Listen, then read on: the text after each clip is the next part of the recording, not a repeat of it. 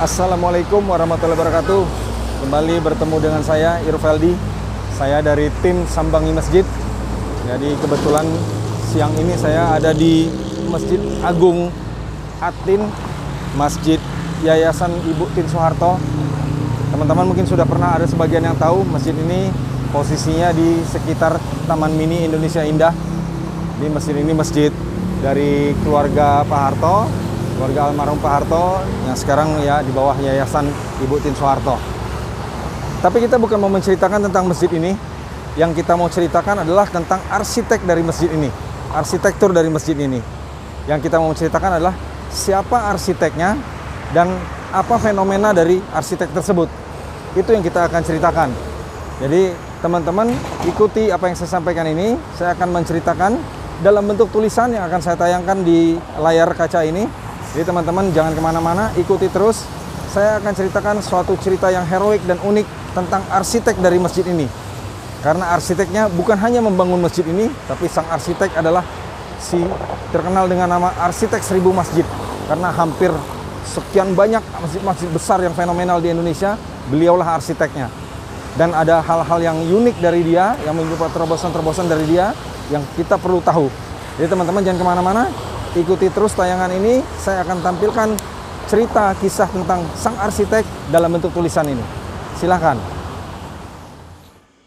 Begitu banyak masjid di Indonesia dan juga bahkan di luar negeri yang merupakan hasil karya dari seorang arsitek besar. Seorang tokoh arsitek yang dikenal mendedikasikan hidupnya hanya untuk membangun masjid. Sehingga dia diberi julukan Arsitek 1000 Masjid dan juga Maestro Arsitektur Masjid Indonesia. Dialah Insinyur Haji Ahmad Nu'man. Beliau lahir di Garut, Jawa Barat, tanggal 10 Oktober 1926 dan meninggal pada usia 89 tahun, yaitu tanggal 4 April 2016.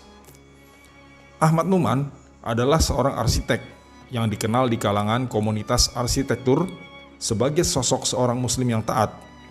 Mungkin dikarenakan dipengaruhi lingkungan, di mana beliau merupakan anak tokoh pendiri Muhammadiyah di Garut. Nu'man mengecap pendidikan dasar dan menengah di Garut dan juga di Jogja, dan sempat bergabung dengan militer. Namun itu tak lama, karena dia melanjutkan pendidikan berkuliah di Institut Teknologi Bandung atau ITB dan mengambil jurusan arsitektur. Setelah lulus di tahun 1953, beliau melanjutkan karir sebagai asisten dosen di ITB. Dan kemudian dia mempelopori desain bangunan masjid tanpa kubah dengan karyanya yang pertama, yaitu Masjid Salman, Institut Teknologi Bandung pada tahun 1964. Selain menurutnya, agama tidak mengharuskan masjid memiliki kubah. Kubah juga memiliki bobot yang berat dan harus ditopang tiang penyangga. Itu dianggapnya mengganggu barisan atau saf salat. Inilah ciri khas masjid yang diarsiteki oleh Ahmad Nu'man. Karena pemikirannya soal kubah ini, beliau sempat diisukan oleh banyak kalangan sebagai arsitek anti kubah. Namun seiring perjalanan waktu, isu itu pun pupus dengan sendirinya setelah mengikuti berbagai kiprah Ahmad Nu'man selanjutnya. Di mana akhirnya Nu'man mengarsiteki beberapa masjid besar yang memiliki kubah, yaitu antara lain Masjid Islamic Center Jakarta, Masjid Istiqlal di Sarajevo, dan Masjid Atin di dekat Taman Mini Indonesia Indah. Mungkin ini dikarenakan memenuhi permintaan. Ada satu kisah unik sekaligus heroik yang tak terlupakan saat Nu'man menjadi asisten dosen di ITB. Nu'man mencetuskan ide membangun masjid di kawasan kampus ITB. Alasan beliau sederhana. Saat itu para mahasiswa harus berjalan sejauh 2,5 km. Ia menyampaikan usul itu kepada Kokasih, yang saat itu menjabat sebagai rektor ITB. Sayangnya Kokasih menolak usulan Nu'man dengan alasan takut akan menimbulkan kecemburuan pada para dosen dari agama lain. Nu'man tidak menyerah. Ia tetap berusaha mewujudkan idenya. Jalannya terbuka melalui mahasiswanya yang bernama Ajat Sudrajat, yang memiliki paman seorang tentara bernama Sobur yang bertugas di pasukan Cakrawirawa sebagai pengawal Presiden Soekarno.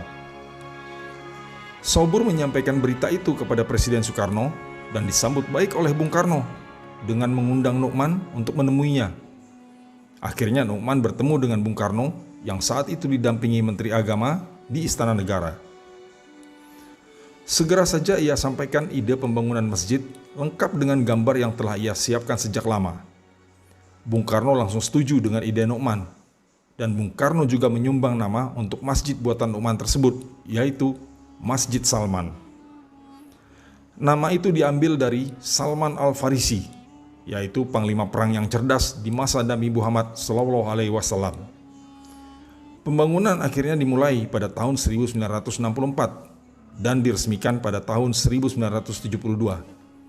Dan masjid ini dibuat tanpa kubah dan tanpa tiang penyangga sesuai dengan konsep Ahmad Nu'man. Berikut ini beberapa masjid yang menjadi karyanya Ahmad Nu'man, yaitu antara lain Masjid Salman ITB, Masjid Atin di Pondok Gede, Jakarta,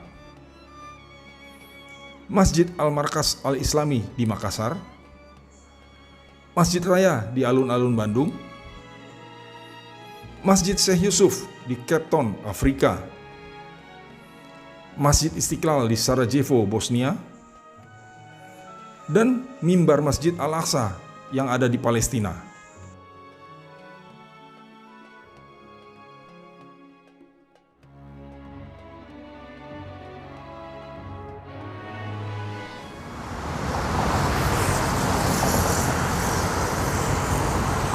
Nah, sahabat masjid semua, tadi kita sudah sama-sama lihat tayangan yang berisi pemaparan tentang kisah seorang arsitek besar yang pernah ada di Indonesia. Arsitek yang identik dengan pembangunan masjid-masjid besar yang ada di seluruh wilayah di negeri ini. Ya, semoga apa yang ditayangkan ini bermanfaat. Teman-teman jadi tahu bahwa pernah ada seorang besar, tokoh besar, terutama tokoh yang berpengaruh dalam membangun masjid-masjid yang ada di Indonesia. Termasuk salah satunya Masjid Atin ini yang ada di belakang saya, yang ada di Taman Mini ini. Ya, salah satu pemikiran dia adalah soal kubah tadi, di mana pengertian dia adalah, pemahaman dia adalah bahwa masjid itu tidak harus berbentuk kubah. Memang iya betul, dalam Quran ataupun juga hadis tidak ada perintah resmi dalam agama bahwa masjid itu harus ada kubah di atasnya. Ya, semoga beliau ditempatkan di sisi Tuhan, diterima di sisi Tuhan, ditempatkan di tempat yang terbaik. Arwahnya, semoga kita mendoakan juga semua tokoh-tokoh yang ada di negeri ini, semua yang telah berjasa dan berkontribusi besar di negeri ini, dapat ditempatkan di tempat yang terbaik di sisi Allah Subhanahu wa Ta'ala. Amin ya Rabbal Alamin. Oke, sahabat masjid semua, demikian sekadar tayangan dari kita di konten Sambang Masjid ini. Dan teman-teman terus monitoring terus aktivitas kami dari Sambangi Masjid. Nanti kita akan ceritakan berbagai hal-hal yang unik dari berbagai masjid yang ada di seluruh Indonesia. Wassalamualaikum warahmatullahi wabarakatuh.